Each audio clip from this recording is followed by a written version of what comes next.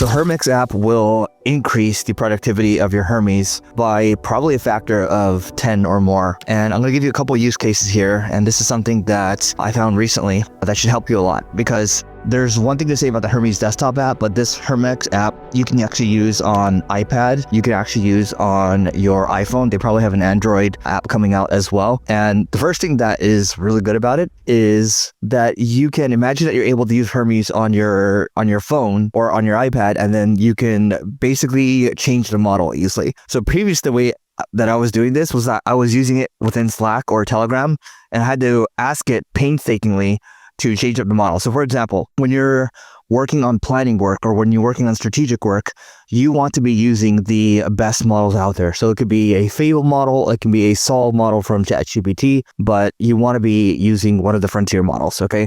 So let's say you're planning something out, let's say you're building an app, let's say you are planning out strategy, maybe you're planning out something around financials, you're planning out something around marketing, business strategy, whatever it is exactly, you want to use the frontier models because those are the smartest for planning. And then you can use something like a lower tier model, like a, Opus 4.8, or you can use just like a, regular, like a lower version of ChatGPT, maybe 5.5. Or you can use the open weight model, because the open weight models are getting really, really strong now. So what I would recommend is that, again, like you don't have to go through all these, jump through all these hoops to change up the models now. You can just adjust it and just click on the very bottom, the bottom left, and make those changes, right? So that's probably one of the biggest things when it comes to model selection.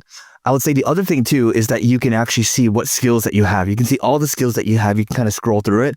And I think that's really helpful, because I've built so many skills and I tend to forget all the things that I built over time, right? And so to be able to see your skills and kind of toggle them on and off and then adjust them over time, that's helpful.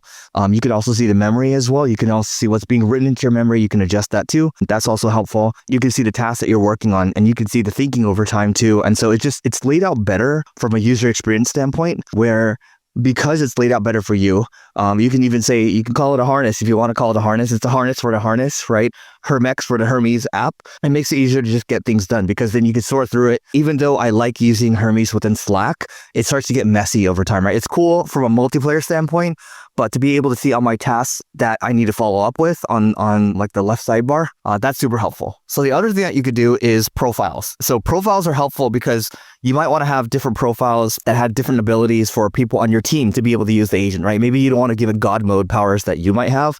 So that's something that I do, right? And then you can give it to individuals as well. And you can kind of just check the profiles and the permission there, and you can kind of swap between them if you want. You can also choose on the reasoning level too for the models that you're selecting, going back to the model selector earlier. And by the way, if you're enjoying this video right now, you got to check out Single Brain with a B. That is where we build these managed revenue agents that help companies grow faster. Just go to singlebrain.com. So Single Brain with a B, and we'll see you on the other side. So those are also very important too. So the profiles are good. I think it's helpful to have profiles for, maybe a profile for deeper reasoning. Maybe it might have different skills on there. Maybe you have a profile for AEO, SEO. Maybe you have a profile for social media. Maybe you have a profile for X. And I think it's helpful to do that, because then you have agents for very specific jobs.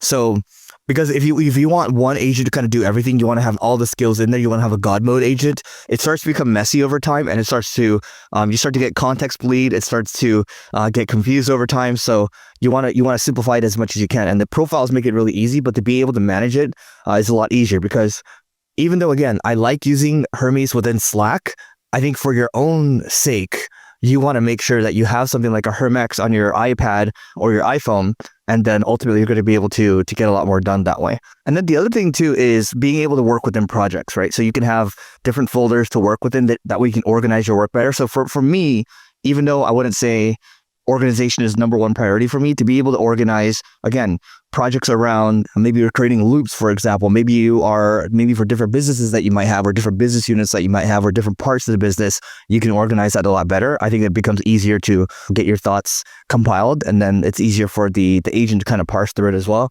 There are usage metrics and insights that you can see in there, the last 7 days, last 30 days, last all time. I think that's relatively helpful to take a look at. And then you can also look at your cron jobs too, the active cron jobs that you have running right now. So these are the tasks that you have, the recurring tasks that you have running. And I think this is helpful, because you can have cron jobs running, but then, people are talking about graph engineering, they're talking about loop engineering as well. You want to have that all in there. So what this ultimately means is that you're going to be able to get more from Hermes, right? So again, I recommend that you use Slack and Hermes, when you want your team to be able to talk to Hermes, they're probably not going to be as sophisticated or a power user like you. But when you want to maximize Hermes for individual use, you want to use the Hermes app inside of iOS, iPad, if you have that. Again, they probably have one coming out for Android as well, and that makes it a lot easier. So it's a nice 1-2 punch. Because from a model selector standpoint, I had to switch around. I just kind of gave up because there's just too much work, right? But again, the meta for today is to make sure that you're picking the frontier models for the highest level of thinking, then delegating it to a lower model to kind of handle the hands and the execution piece. So I hope you found that helpful. And that being said, we'll catch you in the next video.